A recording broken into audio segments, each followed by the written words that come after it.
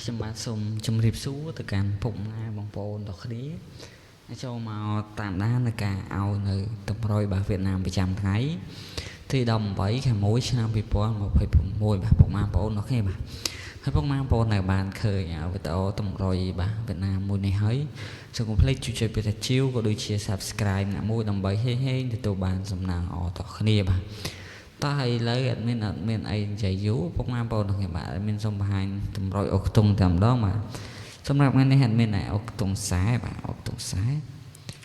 ក៏ដូចជាអុកខ្ទង់8បាទអុកខ្ទង់បាទអុកខ្ទង់ខ្សែនិងអុកខ្ទង់8បាទពុកម៉ែបងប្អូនទាំងគ្នាអាចធ្វើការកំសាន្តបានហើយខ្ទង់ខ្សែមានខ្សែ3ខ្សែ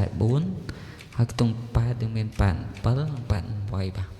ខ្ទង់ខ្សែយើងមានខ្សែ3ខ្សែ4ហើយខ្ទង់8យើងមាន87 88ហើយលេខធំយើងមាន120គុណហើយនឹង65គុណពុកម៉ែបងប្អូនទាំងគ្នាហើយជួបបាទពុកម៉ែបងប្អូនទាំងគ្នាសំណាងល្អទាំងគ្នាហើយសូមកុំភ្លេចជួយចុចពាក្យជាវក៏ដូចជា Subscribe បើកនៅចាក្តឹងឲ្យ admin ម្នាក់1ម្នាក់2បាទដើម្បីទទួលបាននៅតម្រុយពិសេសល្អឈុតប្រចាំថ្ងៃ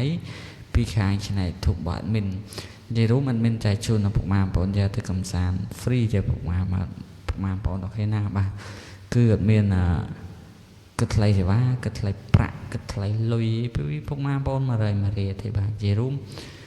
គឺកំសាន្ត free តែម្ដងចែកជូនដល់ពុកម៉ែបងប្អូនកំសាន្ត free អញ្ចឹងពុកម៉ែបងប្អូនទាំងគ្នាបាទតោះ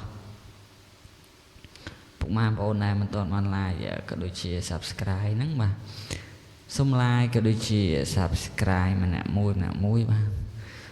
តម្រុយនេះតម្រុយហេងបាទតម្រុយល្អបាទតម្រុយឈុតខ្លាំងមិនអត់មានចេះតែដាក់ឲ្យពុកម៉ែបងប្អូនយ៉ាលេងទេបាទគឺនិយាយរួមសិតតែជាតម្រុយសម្រាប់សម្រាងពិសេសច្បាស់ហេងបាទបានឲ្យពុកម៉ែបងប្អូនទាំងគ្នាបាទបើមិនល្អបើមិនពិសេសបើមិនហេងអត់ដាក់ជូនពុកម៉ែបងប្អូនទាំងគ្នាទេបាទអត់មាននិយាយចឹងមកបាទព្រោះអត់មានធ្វើតម្រុយនេះយូរហើយបាទចែកជូនដល់ពុកម៉ែបងប្អូនគាត់លេងយូរហើយចាហើយអត់មានគិតគូរស្វែងរកតម្រុយដាក់ចែកជូនដល់ពុកម៉ែបងប្អូនលេងចឹងបាទតោះអរគុណច្រើនជម្រាបលាបាយបាយហេង